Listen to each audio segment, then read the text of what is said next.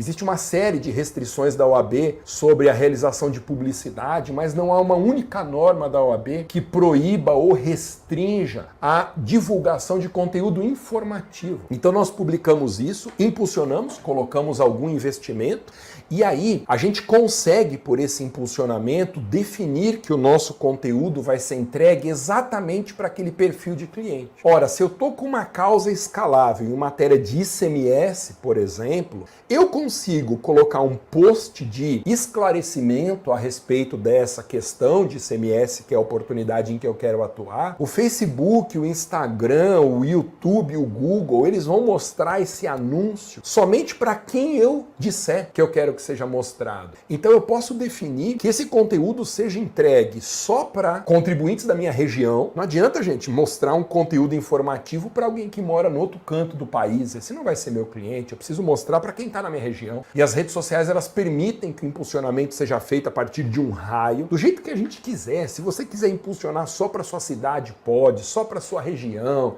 2 quilômetros em volta de onde você está é uma festa. Impulsionamento de conteúdo pelas redes.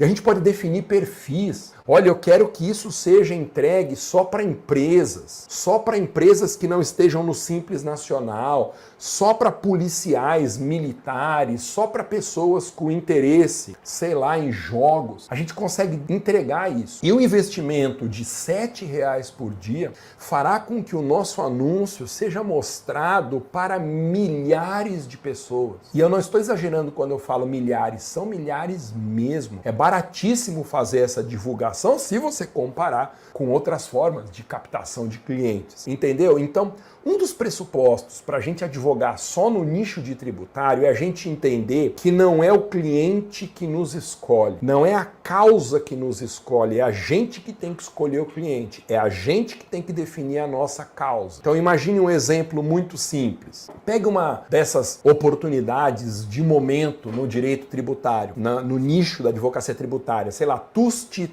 cobrança de ICMS sobre a conta de energia elétrica, cobrança irregular que todos os estados fazem. Eu publico um post informativo na minha rede social, explicando por que há um pagamento a mais de ICMS na conta de energia, que isso é irregular, que tem decisões de tribunais superiores e que os consumidores não sabem que têm direito a essa restituição. Eu explico isso num post informativo de linguagem bem acessível. Aí eu pego esse post, chego para a rede social, o Instagram, Facebook, qual rede social você quiser começar, o Instagram, por exemplo, que é muito fácil de operar no impulsionamento, e diz assim, ó, esse post aqui, esse exato post aqui, eu quero que seja entregue só num raio de 3 quilômetros em torno do meu escritório, da minha casa, para pessoas que têm interesse em energia elétrica, em telefonia. Eu digo, ah, Masa, mas eu não sei como identificar o interesse. Então, peça para entregar só para pessoas que estão no entorno do seu escritório. Quem mora numa cidade de médio porte e se definir um raio, por exemplo, de 10 quilômetros em torno do escritório para ficar fácil de atender o cliente, as redes sociais vão entregar o seu conteúdo só para pessoas que estão perto de você. E lembra de uma outra dica de ouro. Nós não temos que buscar o cliente que sabe tem um problema. Então, o cliente sofreu a lavratura de um auto de infração, por exemplo, em matéria de ICMS. Ele não vinha pagando o tributo corretamente, baixou fiscalização estadual no estabelecimento, levantaram lá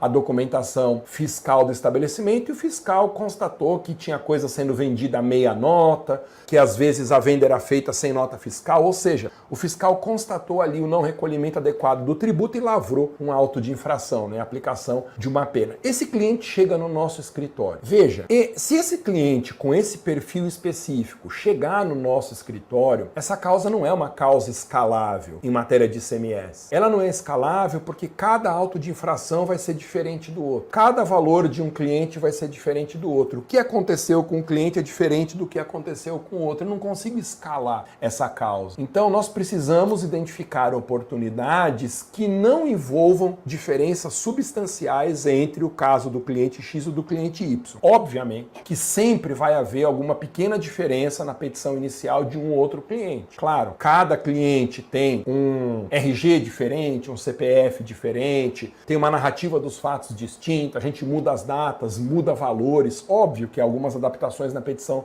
têm que ser feitas, mas a gente precisa fazer esse processo de focar a nossa comunicação e a distribuição de conteúdo não para a pessoa que sabe que tem um problema. Esse sujeito que foi autuado pela fiscalização, ele já sabe que tem um problema, ele está com a cópia do auto de infração lá, ele sabe que a coisa vai ficar feia, que vai ter inscrição na dívida ativa, que vai ter execução fiscal, ele tem um problema, ele já sabe do problema, ele está atrás de uma solução.